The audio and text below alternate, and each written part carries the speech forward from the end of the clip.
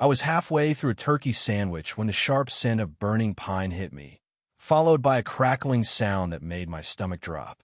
I tossed the sandwich, bolted barefoot down the hill, and froze as flames devoured my dock. They danced like wild spirits across the water, lighting up the night. Across the lake, Linda stood on her porch, wine glass in one hand, phone in the other, her silhouette glowing with a smugness that could have lit the fire itself. I didn't yell or curse. I just locked eyes with her. She stared back, unblinking, and in that moment, I knew two things. She'd done this, and she had no clue who she was messing with. It all started 3 weeks earlier, on a quiet morning when the only sound were cicadas humming and my paddleboard slapping gently against the lake. I was gliding back to my dock, coffee in hand, when Linda marched to the shoreline like she was leading a one-woman army. Her robe flapped open, flashing a neon orange swimsuit and an attitude that could sour milk. She jabbed a finger at my dock like it had spat in her coffee. "That's illegal," she barked. I glanced at the dock, solid, old, built to code. My late wife, Emily, and I had painted its railings blue one summer, laughing as paint smeared our hands. That dock wasn't just wood. It was memories. I looked at Linda and said, "With all due respect, you're allergic to minding your own business." Her lips twitched, hated being dismissed. I made a game of ignoring her, and I was winning. Linda was the HOA president, ruling our lakeside neighborhood like a dictator with a clipboard. She'd find me before for my too colorful mailbox, for sunflowers that lured bees, even for a Halloween pumpkin left out past November. I paid those fines with a grin, always scribbling a tiny llama on the checks memo line. It drove her up the wall. That afternoon, she called an emergency HOA meeting. I skipped it. Life was too short, but my neighbor Tom texted me the agenda. Item 2, illegal dock removal and homeowner punishment. I laughed so hard I spilled my beer. Linda was escalating, but something in her voice that day by the lake felt off desperate, almost. She didn't just want control, she craved worship. She'd once threatened to sue a kid for selling lemonade without a permit and banned wind chimes for being too mystical. Now, my dock was her latest crusade. I didn't take her seriously until that night. Around 9 p.m., dragging the trash to the curb, I caught a faint glow on the lake. My chest tightened. I followed the light, the smell of burnt wood growing thicker. Then I saw it me dock, where I'd sat every morning since Emily passed, where we'd carved our initials into a plank. It was an inferno, flames clawing the sky, their reflections rippling like war paint across the water. Neighbors poured out, some shouting for buckets, others calling the fire department. I stood still, grief swallowing me whole. My eyes drifted across the lake. Linda's porch light was on, her wine glass tilted. She wasn't gasping or helping, just watching, like a queen admiring her work. The firefighters arrived too late to save the dock, but kept the fire from spreading. One turned to me and said, "Looks like accelerant. Got any enemies?" I glanced at Linda's house. She'd slipped inside. The next morning, Sheriff Dan stopped by. He was old school, with a slow drawl and eyes that missed nothing. I told him about Linda's midnight stare. "She didn't call it in?" he asked. "Nope," I said. "First to see it, last to act surprised." He nodded, jotted a note, and left. I didn't rant or threaten, that wasn't me. But I wasn't done either. A week later, I passed Linda as she trimmed her roses, her face smug as a cat with a bird in its jaws. I leaned in, voice low, and said, "It's all yours now. Linda rules. The meetings, the clubhouse." She frowned, confused, but I was already walking away. I wanted her to stew, to wonder. She lit a fire, but all she'd done was spark something she couldn't control. The dock's charred remains were hauled off days later. Linda strutted around like she'd slain a dragon. While she preened, I got to work. I started attending HOA meetings, not to argue, but to listen, sitting in the back with a notebook, nodding politely. Linda's face when she saw me was priceless. Her jaw twitched, but she couldn't kick me out. I was a homeowner. The meetings were a circus. Carl, the treasurer, was a nervous wreck, fumbling papers like he was allergic to questions. Linda ran the show, obsessing over paint colors and trash can placement, while sidewalks cracked and playgrounds rusted. I stayed quiet, but at the third meeting, when she tried to ban paddleboards, I raised my hand. Can we VYEW the bylaws on restricting lake use for private property? I asked. The room went silent. Linda sputtered about community aesthetics. I thanked her and sat down, planting the first crack in her armor. Behind the scenes, I was buying voting power. Over the years, I'd quietly purchased small land parcels from neighbors some thought I was gardening, others just needed cash. Each came with an HOA vote.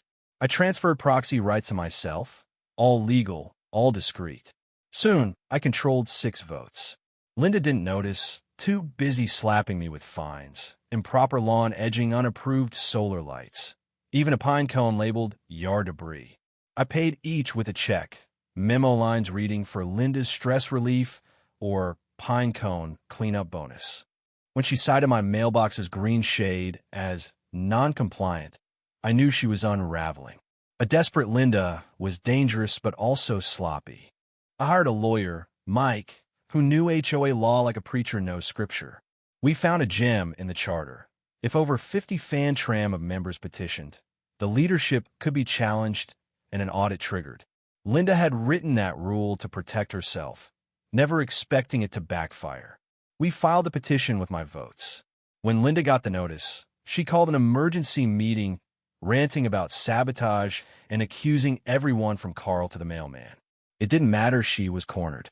Then came the llamas. I leased a lot to a company teaching kids about farming, specializing in llamas. They brought 3 Daisy, Max, and Luna set up a pen and started weekend demos. Kids loved it, parents laughed. Even Carl fed Daisy a carrot. Linda, though, lost it. She stormed the pen, demanding the llamas leave, claiming allergies and grass damage. The instructor showed her the permits, everything was legal. Linda screamed, but couldn't touch them. Sheriff Dan stopped by after her complaint, flipped through my paperwork, and told her, "These llamas aren't exactly bank robbers. Relax." Her face turned redder than her HOA binders. The petition vote came fast. I sat front row. Linda arrived late, her blazer too tight, her smile forced. The tally was brutal. Linda was out, Carl demoted, and I was voted HOA chair. She sat stunned, lips sealed. I didn't gloat, just thanked everyone and left. 2 days later, alone in the clubhouse, I took down Linda's framed photo, her clipboard clutched like a trophy. I texted an artist friend to paint a mural of llamas in suits where it hung. She loved the idea. As chair, I called for a full audit and re-VYEU'd all fines. Trust needed rebuilding, and nothing builds trust like llamas. Daisy got an Instagram, run by a local teen. Neighbors VY cited daily. Kids adored her. Linda watched from her window, blinds twitching. I leased more land behind the clubhouse, built Ascot, built a bigger llama pen, and called it the Llama Lounge. We hosted an open house with lemonade and llama yoga. Everyone came except Linda. She slid a letter under the clubhouse door, calling the llamas an HOA disgrace.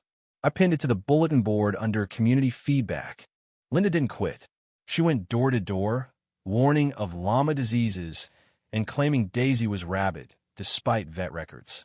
She accused me of starting a livestock cult. Her flyers, stuffed in mailboxes, ranted about hoof tyranny and llamas eating democracy.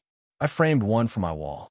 But when she started late-night VY sits, pushing shady petitions I call the town hall, I showed the llama leases, safety certs, and audit results. Linda's niece had pocketed HOA cash through fake landscaping deals. The crowd was LeVYD. We banned Linda from HOA leadership for life and required 10 signatures for her petitions. Someone baked a llama-shaped cake to celebrate. Then Carl cracked. One night, he handed me a note, whispering, "I can't do this anymore." It was a confession. Linda burned the dock, and he'd seen her. She'd promised him the presidency to stay quiet. I called Sheriff Dan. Things were about to shift. The morning I bought the clubhouse, the air felt different. It was a faded stucco building Linda had ruled like a palace, hosting her wine tastings and rig contests. Her financial scams, fake contracts, personal wine subscriptions had frozen HOA funds, and missed taxes sent the clubhouse to auction. Through a shell company, I placed the only bid. Keys in hand, I walked in grinning. Linda's photos lined the walls. I boxed them for history. That afternoon, she pulled up with cupcakes and a speech, ready to rule again. She yanked the locked door, then pounded. I sipped tea from a Llama Lord mug and held up the deed through the glass. She staggered back like I'd slapped her. We gutted the clubhouse new paint, cozy couches, a mural of Daisy atop paperwork. The community voted to call it the Llama Lounge. Linda's petition to undo the name flopped. She yelled from the parking lot, calling me a fraud. I told her it was private property, now trespassing applied. She stormed off, tripping over a gnome painted like her. The grand reopening was a blast. Food trucks, a bounce house, llama petting. Over 200 neighbors came, laughing, connecting. Sheriff Dan showed up, saying, "You cleaned house." I gave him a cupcake and asked if he was here for llamas or gossip. Both, he grinned. Dan had followed Carl's confession. The accelerant can from Linda's shed, her fingerprints on it, and security footage sealed it. Days later, she was arrested for arson, screaming about conspiracies as Dan cuffed her. No one defended her. The Llama Lounge became our heart-hosting birthdays, potlucks, MOVYE nights. Daisy lounged like royalty. Max jumped platforms at game nights. Linda's house grew quiet, her hedges wild. She sued me for llama trauma, but her lawyer bailed. A false animal abuse tip traced to her landline got her a restraining order.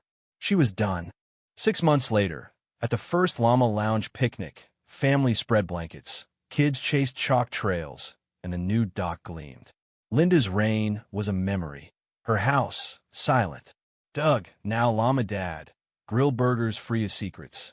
Sheriff Dan wore a bleed enforcement badge, posing with Luna. A girl gave me a drawing, Daisy, and a burning dock label bye-bye. I hung it in the lounge. That night, on the dock, I sat under the stars, Daisy beside me. Linda's fire hadn't broken Use It freed us. She tried to burn me out, but only cleared the way for something better. A community built on laughter, kindness, and llamas. So what do you think? Was Linda just a control freak pushed too far? Or was she a VY Lane who got what she deserved? Should I have fought her with lawsuits instead of llamas? And what would you do if someone burned your memories to ash fight fire with fire or build something new? Drop your thoughts below, hit that like button if you're Team Llama, and subscribe for more wild stories.